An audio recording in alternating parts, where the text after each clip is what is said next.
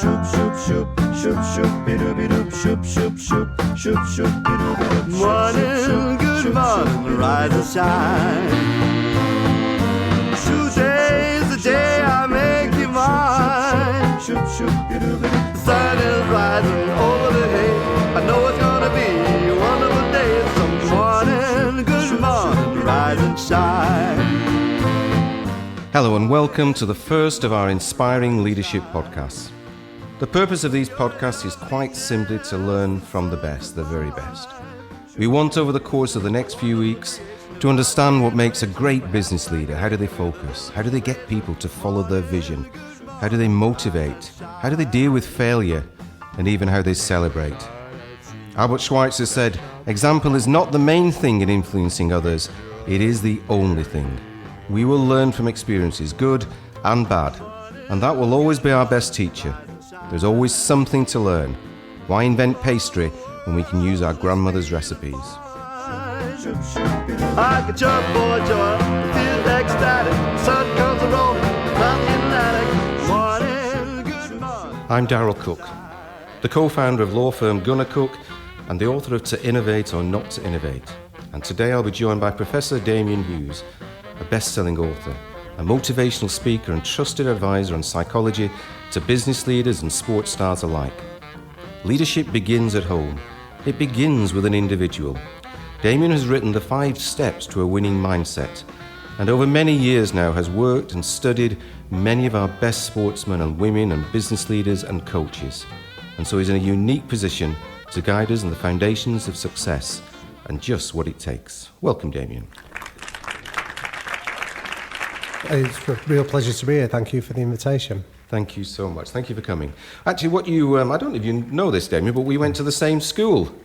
That's right. Hume Grammar School in Oldham. I think I was a few years ahead of you, so I suspect if you knew I existed, you'd have probably had to look up to me, but I don't think you knew I existed at the time. I think your name was on the honours board, is it not there? I doubt it. You've been known to the firm for quite a number of years now, and I think you were our first speaker at our very first symposium. Every year we have this tremendous symposium at Oxford, and we invited you along to talk to our partners. Our model is very much about trusted advisors and lawyers working very closely with their clients. So we wanted to get across the message of presence and authority and respect, etc. And we asked you to come and speak at that symposium. What you don't know is we also spoke to an American lady who was advising a number of cabinet ministers at the time, and we asked her if she'd do the same talk. But then when we met with you, we were blown away by your personality, your presence, your enthusiasm. And we came out to that meeting with Laura, my marketing director, and I said, "I'd love to have Damian, it'd be fantastic." I said, but at the time we were kind of developing pretty much in London and across the UK, and I said, "Do you not think he sounds a bit northern?" And she went quiet, and she said, "Have you heard yourself?" So anyway, you did get that gig. Anyway, why don't we move on, actually? Because I think you have my probably if I didn't do what I'm doing, I'd love to do what you're doing, Damian. I think you have one of my favourite jobs. And we want to get out of you today some of those kind of recipes that you've learnt from people that can perhaps help us. So just to start with, what is an inspiring leader? What does that sort of person look like to you? That's a really good question, Darryl. I think there's a really nice model that I sometimes talk about with leaders that comes from the work of Warren Buffett when he was speaking particularly about the Berkshire Hathaway group that has led to such success over so long. And he says a leader should be viewed through 3 particular lenses. And I think these 3 lenses contain the keys for what you describe as an inspirational leader. I think the first lens is energy. So a leader has to bring a positive energy to a room, to a group, to anybody that he interacts with. The second lens is they've got to bring an intelligence, and so they can speak with credibility about the topic that they're presenting on or that they're renowned for. But the third criteria that Buffett demands is integrity. You've got to be transparent about what you stand for, and then you've got to role model those behaviours in pretty much every situation. Now, Buffett's advice is if you're a leader that's got high energy and high intelligence, but you don't have much in the way of integrity, you should have no part to play in any high-performing team or business. Because the essence is people don't follow a hypocrite.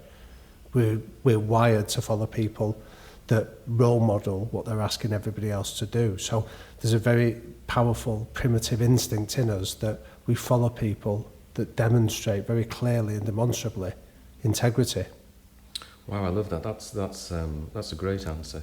To be that successful sportsman or woman, or to build a great business, you clearly need to take personal responsibility. And I suspect this is one of the key questions, I think, is because I guess there are different levels of personal responsibility, and it can mean different things to different people. Tim Grover, the Michael Jordan's coach, refers to people who really own it, whether it be managing a family or running a business or driving a bus, as cleaners. He calls them cleaners. And he said they decide how to get the job done, and they do whatever is necessary to make it happen. What do you think it means, personal responsibility? Again, I think it's a really powerful question that lies at the heart of so much that we've seen in terms of high performance. It starts with this really clear accountability. So I've been hosting a podcast recently where we've been interviewing high performers, and the phrase that keeps coming up from a number of them is that it doesn't matter whose fault it is, it's your responsibility to respond to that. So, it's not your fault you might have been born in poor circumstances, it's not your fault that you face catastrophic circumstances, but it's your responsibility to deal with it. We interviewed a young boy recently called Billy Munger, who he had aspirations to be a Formula 1 driver, and on his way up, I think he was 17, he was in a Formula 4 race at Donington, where he was in a catastrophic car crash where 5 days after the car crash itself, he woke up and found he'd had both of his legs amputated. And he was the one that coined that phrase for us. He said, I immediately woke up, I looked at footage of the car accident, and I realised that it wasn't my fault. The incident was down to a technical failure of a driver in front of him. He said, but it was my responsibility to deal with that. So he refused, for example, to allow us, or to allow anyone to refer to him as disabled. He said, I'm just as able as anyone else. There's certain things I can't do, but I refuse to allow that to shape my identity. And within 6 months of this accident, he was back driving a Formula 4 car again, and it's still his aspiration to become a Formula 1 driver. So that's the phrase that I often talk about, so it's where you apportion your focus. Is it how much of it is on whose fault it is versus the question of, I'm responsible for making this better in whatever way that I can. And it's just a theme that runs through. I think it's a really powerful idea of our locus of control, is a phrase that we talk about in psychology. When we put the locus of control outside of ourselves and we look at events and circumstances, it disempowers us. Whereas when we take responsibility, the locus of control says, I still am an agent of my own fortune here. And I guess it's the detail, though, isn't it? Because, I think everybody would recognise that you need to take personal responsibility, but it's the level that you take it to, isn't it? It's, kind of knowing isn't enough. You just have to take action. And you look at the pandemic now, and, lots of people look around and look to the government or their employers to tell them what to do. Yep. But actually, you have to take responsibility for your own health. 100%. And I think when you boil down responsibility, there's only 3 areas that we have absolute accountability on. One of it is our thought processes. We control our thoughts, how we choose to believe, like our beliefs, how we choose to interpret the world and the world around us. We have complete control over the language we use, so the way we talk about it. And then the third thing is we have control over our behaviours, how we show up, how we conduct ourselves. So language is always, to me, the window into the thought process and how somebody will behave. And there's some really interesting research from a guy called Dr. Martin Seligman, who's the head of psychology at Penn State University. And he talks about this idea of optimism. And I think this is a far more powerful concept than people sort of talk about the power of positive thinking. And I think it's easy to lampoon and to laugh at this idea that you're constantly going around with a big smile on your face. I think optimism is a more realistic, pragmatic view that says we all accept that, sometimes bad things happen, a pandemic causes all kinds of disruption, but optimism is our way through it. And optimism can be determined by avoiding what Seligman describes as the 3 Ps. So the first P is we personalise everything. Oh, why is this happening to me? This isn't fair. They don't like me. The second P is permanent. This is always the case. It's never going to change. And then the third P is we make it pervasive. Everybody feels the same way. We're all fed up with it. And he says if you can counter those three Ps, that is at the heart of controlling your thought process to become an optimistic mindset, which drives the language you use, the thought processes, and the way you show up and behave. That's interesting. And it's an age-old, as you say, it's an age-old philosophy, isn't it? I think I remember reading that the early Stoics used to say you first say to yourself what you would be, and then you do what you have to do. And it's that concept of doing what you have to do, isn't it, really? And I think as life has gone a bit easier, though, people find it easier not to do that. But the real winners, the real successes really take personal responsibility and personal control over everything. Yeah, I'll give you a really powerful anecdote for me that relating to these interviews that I've done recently, where we'd arranged to meet Sir Chris Hoy in the northern quarter of Manchester. Now, for anyone that doesn't know it, it's often like a rabbit warren of different sort of back alleys and streets and things like that. But we'd had a studio that was located there, and it was a really miserable day in December. It was raining, it was cold, and it wasn't the easiest place to find. But we'd arranged to meet at 10 o'clock, and at 10 to 10, there's a knock on the door. We open it. So Chris Hoy's there. This is Britain's most decorated Olympian. So we welcome him in, and we just get him a cup of tea and chatting. And I said to him, "Thanks for being here on time, Chris." And he was affronted by me saying that. And so he said, "Well, what do you mean? Of course I'll be here on time. We arranged it was 10 o'clock. I'm here at 10 to 10. So I thought this was a thread worth pulling in the conversation. So I said, "Would you explain more about that?" And the essence of his point was, he said, "We've arranged to meet at 10 o'clock, so I'm doing what I say." He said, "Because if I show up late, that would imply that somewhere in my unconscious, I think my time is more important than yours. And by definition, I think I'm better than you or more important." And he said, "And it's just an abhorrent thought. That's not the way that I view the world." Now, in that one anecdote, what can you extrapolate from that about Chris Hoy? And you go, well, he's reliable. He does what he says. He's committed that he will be there on time, and you can pretty much put your money on the fact that he will deliver what he says he will do. Now, you take those behaviours, because that identity, that way he views himself, manifests itself in the way that he chooses to behave, and you go, that's why he was successful in 3 Olympic cycles, because he didn't get carried away with his own importance. He showed up every day when he said he would do, and then he delivered on what he was committed to.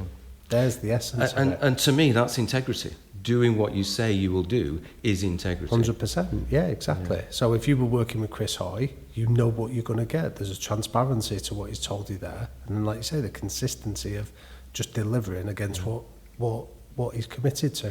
Okay, great. Good. Well, let's move on. Let me ask you another question, because I think this is particularly relevant to sports people, but I wonder if we shouldn't look at it beyond that as well. And that sportsmen and women will often talk about visualization, about visualizing success, and they'll use that as a tool in their armour. What does that mean? And what does it look like? Well, visualization is a skill of using your brain and its capacity to imagine the future, and focusing it on a particular moment. So it might be, for example, that if you're going to deliver under pressure, it might be a certain, like a penalty kick or something like that in football, or a drop kick in rugby.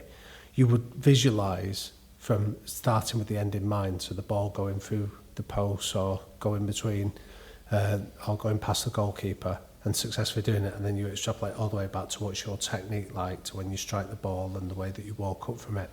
So it's visualising, so it's controlling your thoughts. So rather than visualising what you don't want, you visualise what you do.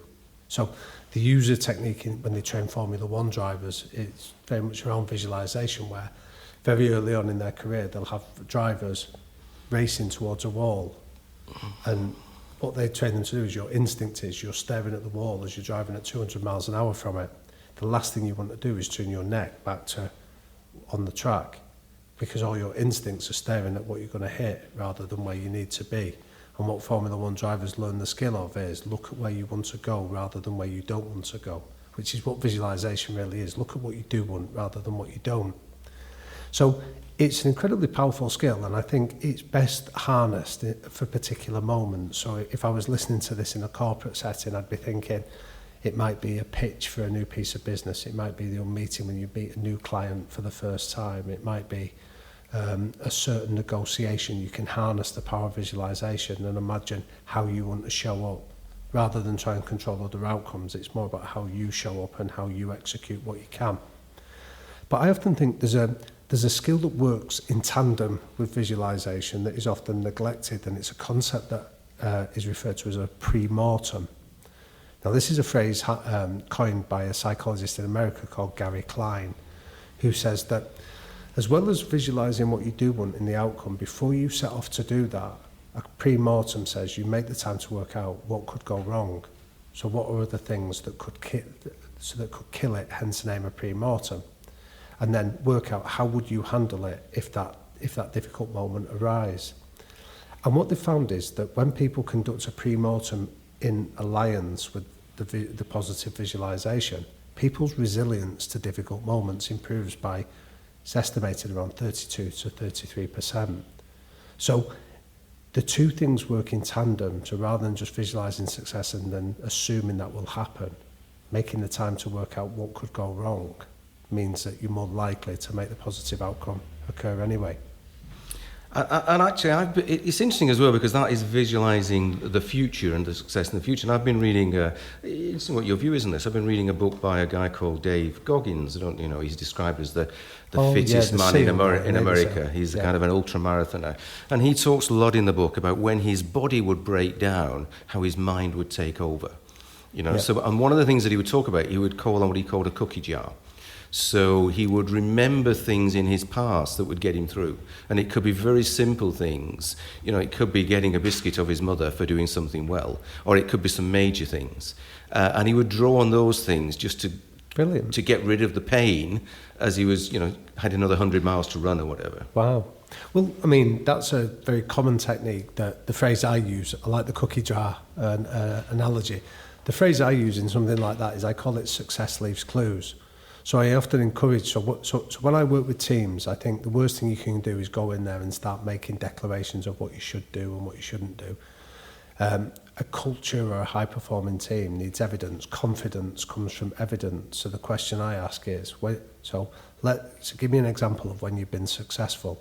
And then rather than just take that success for granted, let's do a proper deconstruction, a proper analysis of why success happened.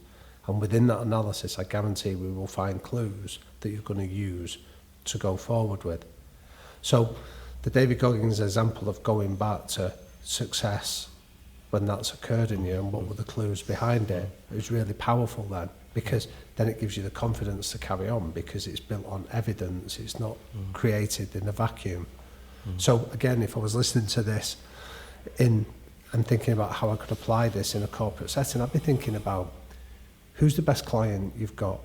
What's been the best deal you've ever brokered? What's been the most successful month's billing that you've ever done?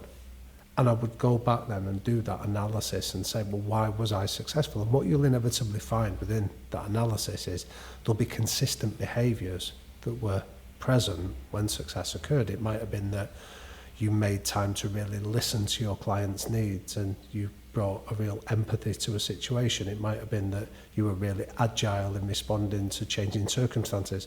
Whatever it is, they're the clues that you can then take and almost integrate into future deals, future client relationships. Mm-hmm. Great, fantastic.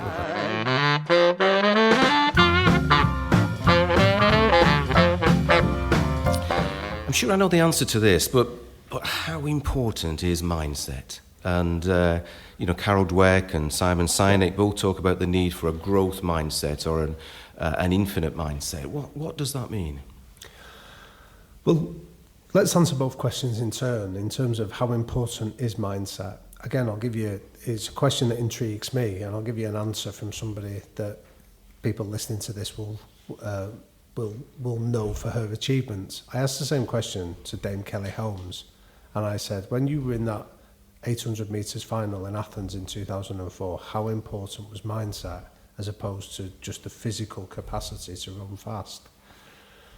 And when she answered it, she said, well, if I tell you that the first 4 finalists were all capable of running the 800 metres and there was 0.1 of a second that separated us, she said, we can establish that we all had the capacity to run at roughly the same speed. So the question was, who could run at that speed under the pressure of an Olympic final at stake? So she estimated in her answer that it was 80% of her success could be attributed to her mindset, 20% of it was down to her physical capacity. I've yet to meet an elite performer that wouldn't give you a ratio of somewhere between 70% of it mindset, 30% of it down to the physical capacity, because at a certain level of sport, everybody is as fast and as fit and as strong and as obdurate as each other. And I'd say it's the same in business. Most businesses offer a very similar service when you're in an industry at an elite level. But then it's down to who you engage with, how they listen, how they their responsiveness, and all the characteristics that have made Gunner Cooke so successful over the last decade is what makes is what we can attribute that to. So I'd say mindset is key. In terms of the question around the growth mindset stuff, this originates from the work of Carol Dweck, as you referenced there.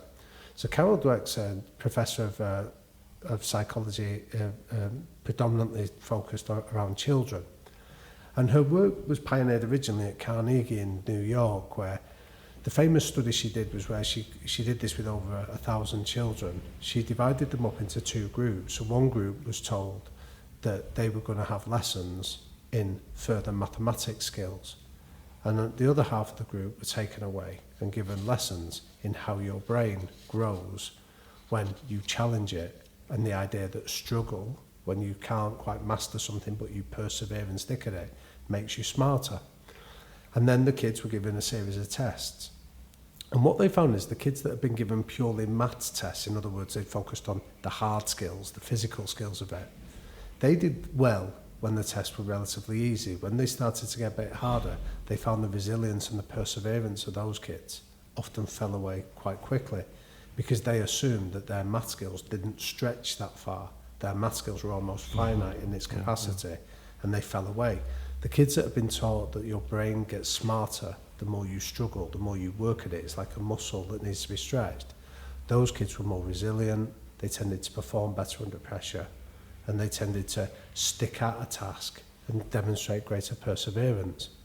So who doesn't want to work in a business that does something similar to that? Now, there's a nice anecdote. I did a book many years ago about Alex Ferguson, and he was a pioneer before he was even aware of Carol Dweck's work, where he did exercises famously with the class of 92, the Beckhams, the Nevilles, the Nicky Butt, the Paul Scholeses, where he got some local journalists to come in and do what the kids thought was media training days. And when they were being interviewed, the kids were asked about their worst game or their worst performance. And the question was, how would you attribute that worst performance? And what they found is that when Ferguson realised he was on something quite special with that group is they were all accountable. They didn't shy away from their worst performance and look to blame others or suggest it was just a bad day. They could all understand why they'd had a bad day and attribute it to something that was controllable to them and work out how they would avoid ever repeating those mistakes again.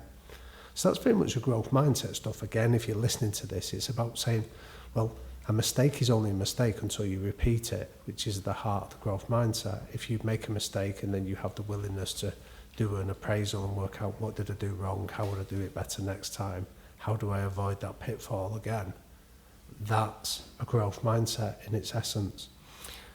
I think that, and I love that idea in business, because I always remember, I think it was Jack Welch at GE said, you know, if you stand still, you just watch your competitors pass you by. So you've got no choice. You have to grow. You constantly look to improve your services, your products, etc.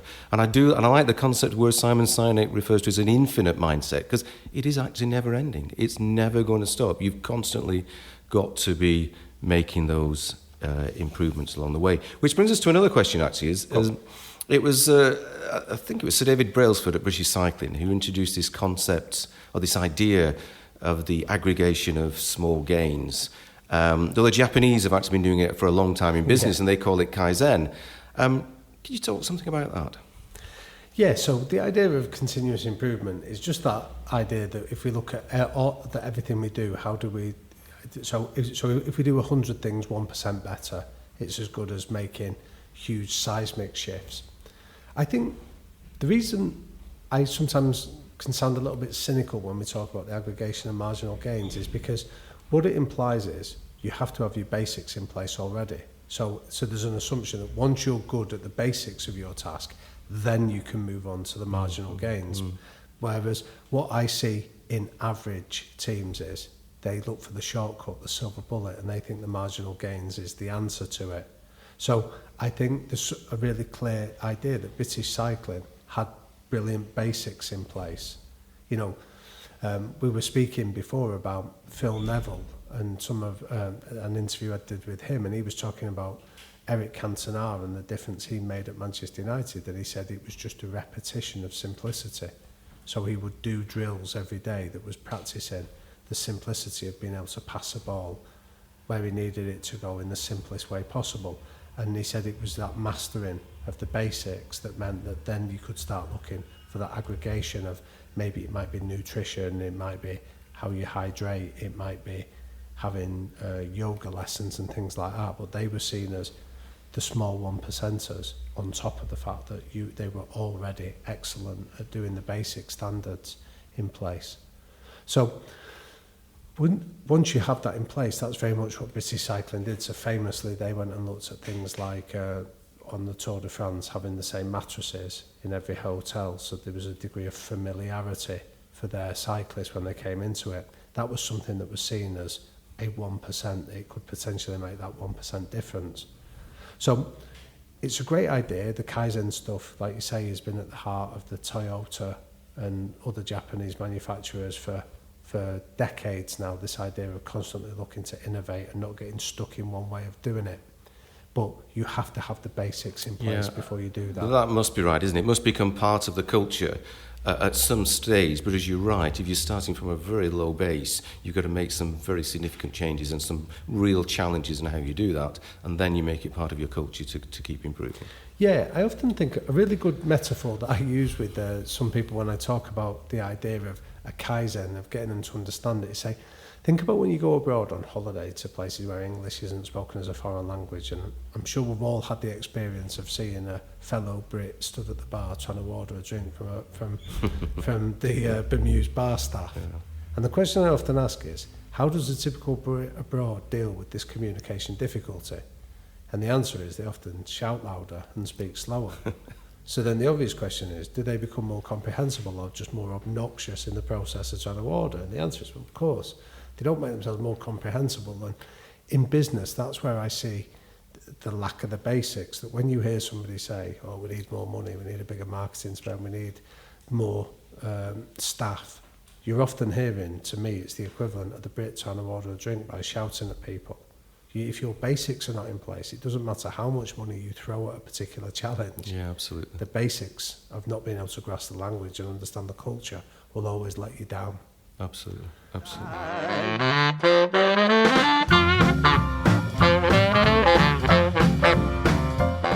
Right, let's move on to something a little bit different. I'm sure that we'll both agree that no one ever in life gets a smooth ride, whether you're striving to achieve something or just life.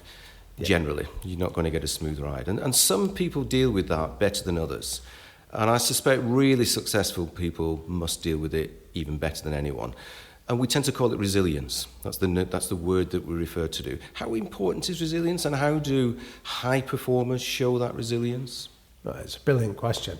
I think, again, I'd give a really powerful model that if I was explaining this to somebody about resilience, I'd refer them back to the work of a guy called Dr. Joseph Campbell. Now, most people haven't heard of this guy, but in the early part of the 20th century, he spent 30 years travelling to some of the most obscure, remote cultures on Earth with a really simple question: what unites us?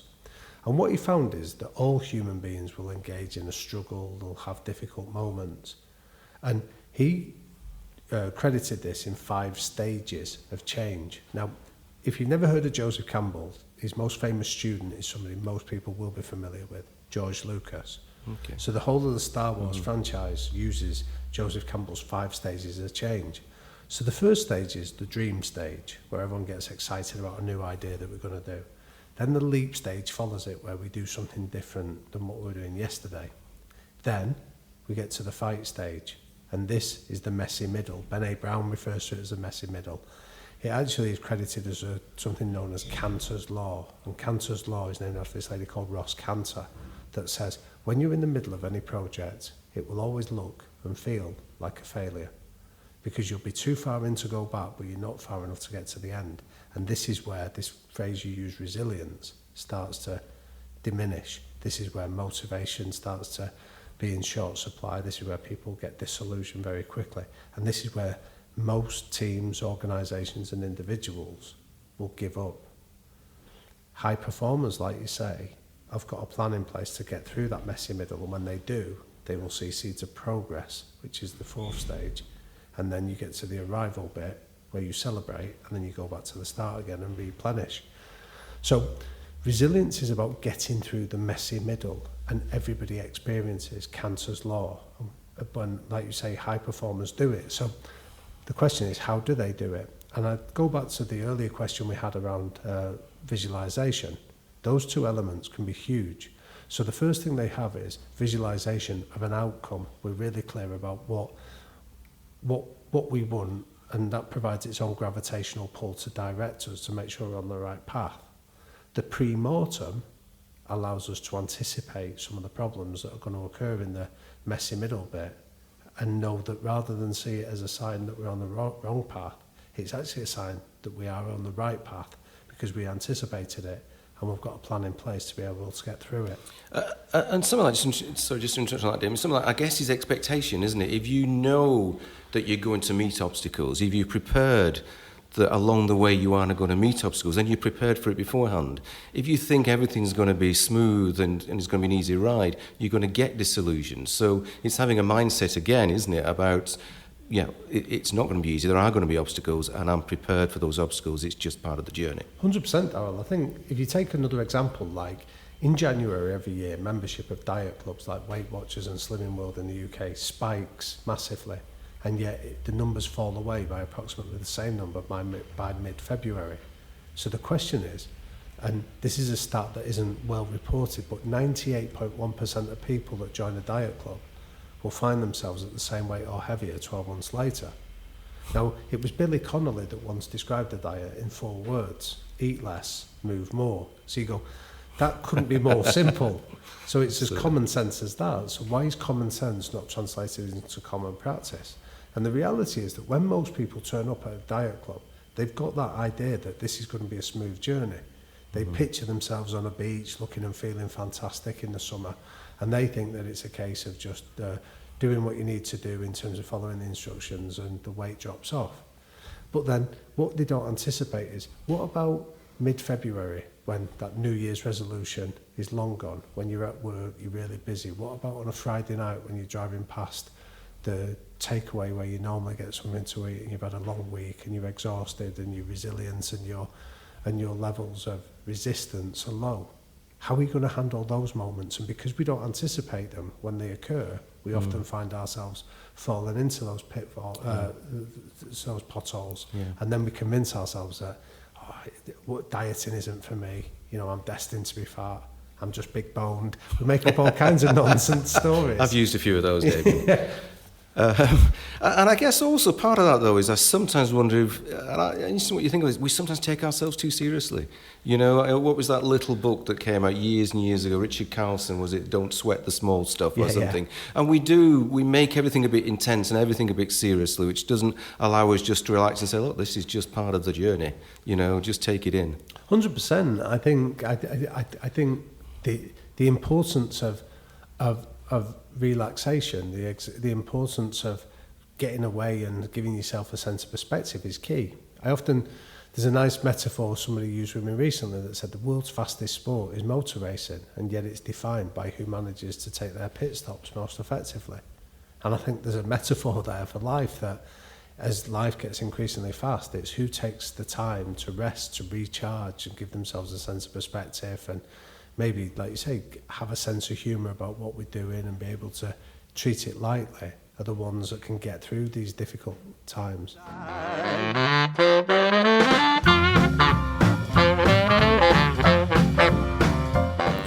worked with a lot of coaches, a lot of Yeah. top sportsmen and a lot of coaches as well. And coaches are, they're completely prevalent in sports, the sports world. Now, everybody has a coach. And it's come a little bit into the business world, but not quite so much yet.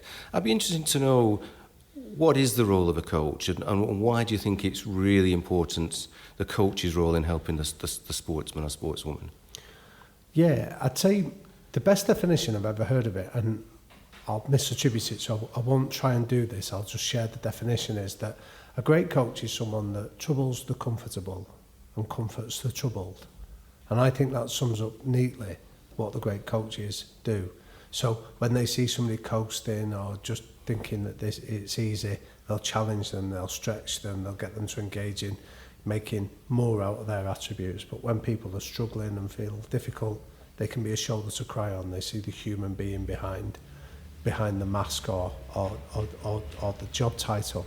So that's what I see the best coaches do. They're somebody that can serve both roles. And I think that one of the powerful things that they do is they're often a sounding board. That when I work with some of these coaches, I feel that my job is often to be a sounding board for them, because they're the ones that are expected to have the answers. And I think that my relationship with them that is often built on trust and psychological safety means that they can often come and talk to me about, I don't know what to do here, or I'm struggling in this situation. And I think that power of just listening to somebody, of giving somebody a safe space to just go and talk about their challenges. They often know the answers themselves. They just need somebody that they can trust to come and share that. And I think that's an underrated virtue from an awful lot of coaches. I remember many years ago I interviewed a guy called Angelo Dundee that was Muhammad Ali and Sugar Ray Leonard's coach, and he had a great phrase. He said, I do nothing with elegance. And it's almost this idea that I'm there just to correct people and tell them they're doing the right thing, because they often are. But he said that where he got paid for was the 5% of occasions where he did need to intervene and make a critical observation that they hadn't seen. And I think that's the idea of a coach. They're not there to tell you what to do. They're often there just to make sure, to be another pair of eyes and ears for you, to reassure you that you're on the right path and correct you when you're not. So do you think that can translate into successful business people using coaches? 100%. I think it has to. I think that in the sort of fast-paced, high-pressure world that you're operating in, the corporate world demands, I think having somebody that keeps you on track in terms of meeting your objectives is no different from a sports coach or a performer in the sports world. I think the best business leaders do have coaches. We interviewed recently Baroness Michelle Mone, who credits the emergence of a coach in her life as seminal in terms of when she was building up the Ultimo Bra business that she sold in 2015 and the subsequent journey she's been on of reinvention since. She says that she couldn't have done any of that without a coach. And I think when I've met some of these corporate leaders from the likes of Sir Richard Branson through to the likes of Sir Terry Leahy when he was running Tesco, they all utilise coaches. Good, thank you. This is a question I've been really wanting to ask you, actually. I've been watching recently The Last Dance on Netflix, Michael Jordan and the Chicago Bulls. I find a fantastic, gripping documentary. But at one point, and I guess a lot of people may not have noticed this, at one point one of the commentators says that the difference between Jordan and others is that he lived in the moment.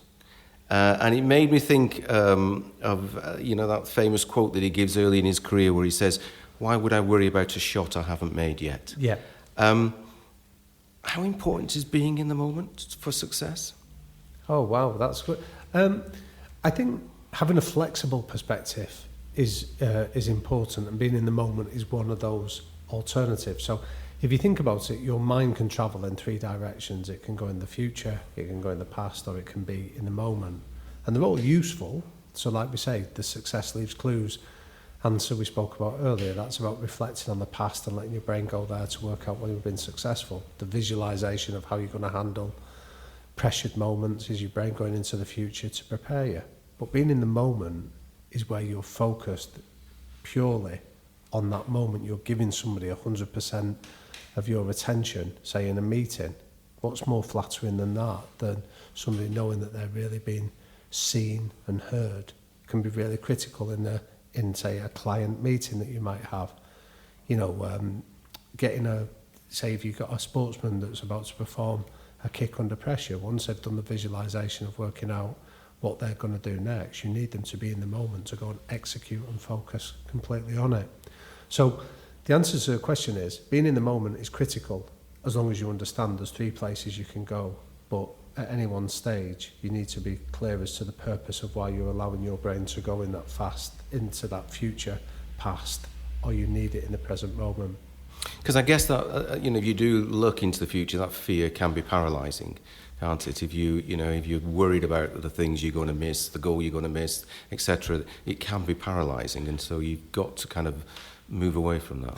Yeah, so if you find yourself, so your brain, when you're performing under pressure, your brain immediately is, one of its key functions is to keep you alive, so it immediately looks at all the things that could go wrong and all the things that could sabotage you. So that's a very natural propensity of where your brain will take you to under pressure. Now, the visualization stuff can almost counter it and knock out some of those fears, which is why, as we've discussed, it's important. But then when you need to be in the moment, there's lots of little strategies you can use. There was a golfer a few years ago that used to paint a red spot on his hand. So before he played the shot, he would focus on that red spot that was in his hand, that was on his hand. And he would focus on it for at least 10 seconds. So his brain was focused intently on that. So then he could almost get out of his own way and just mechanically do the shot that he wanted to. I remember working years ago with a rugby player that struggled under high kicks when the ball came under pressure. And there's a really nice exercise we got from a psychologist in America called Sean Belchock. That was, we had him sing a song to himself when the ball was in the air. He had to just sing a nursery rhyme like Yankee Doodle Dandy or something. And that distracted his brain from thinking about what could go wrong and dropping it to literally just focused on the moment. So there's lots of little techniques we can use to counter it, to get your brain in the immediate moment that we exist in. Great. Well, I've got one more question, and then actually this question gives you kind of a bit of a remit to add anything to it that you might think that we can that we haven't spoken about that you think could really help, and that is, do you think there's a link in how successful sportsmen and women operate and successful business people? Can we learn? What is it that business people in particular can learn from the success of sports people? Yeah. Okay. There is a link, definitely,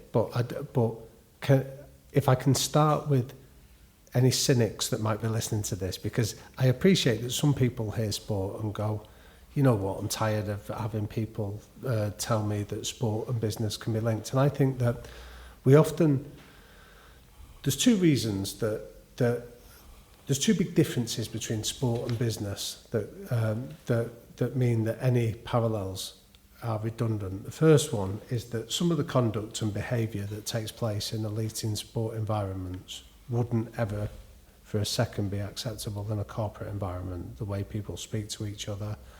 I've seen, for example, that if I wanted to make a point to you, Darryl, and we were playing in the same rugby team, I'll get the opportunity to physically make my point that you'd never dream of in a corporate world. Mm-hmm. So bullying like that can happen and is almost accepted as being within the rules of the game, if you like. So that's one difference that I'd highlight. The second one is the sporting world allows punitive measures to be more immediate. Say, for example, I can drop you from the team, or I can let you go at the end of a contract. You've got employment law that means that that's not always the same in your world. So for any cynics that are listening, I'd say I accept that the sport and business parallels are not always as evident as we would assume, but I think where I would argue that the parallels, or there's an awful lot to learn from it, comes in the second bit, that we're not talking about sport, we're talking about people that just happen to work within the industry of sport, just as people listening to this are people that work within the industry of law. So the people element about coping under pressure, about working as a cohesive unit, about delivering messages that people will remember long after you've actually executed them. All those characteristics that you see elite sports coaches do are exactly the same that people listening to this are required to do, and I think there is an awful lot that we can learn from it. Thank you, Damian. Well, that was really, really inspiring. I really enjoyed that. In fact, I've enjoyed it so much I'll probably listen to the podcast. But I hope everyone's enjoyed it as much as I have. If you want to hear more from Damian, look out for the High Performance Podcast with Damian and Jake Humphries from wherever you get your podcasts. And also check out the many books that Damian has written. Thank you for listening. Thank you. Good morning, rise and shine. Your loveliness is so sublime. A wonderful creation of our generation. Perhaps I can wake you with a little persuasion. Morning, good morning, rise and shine.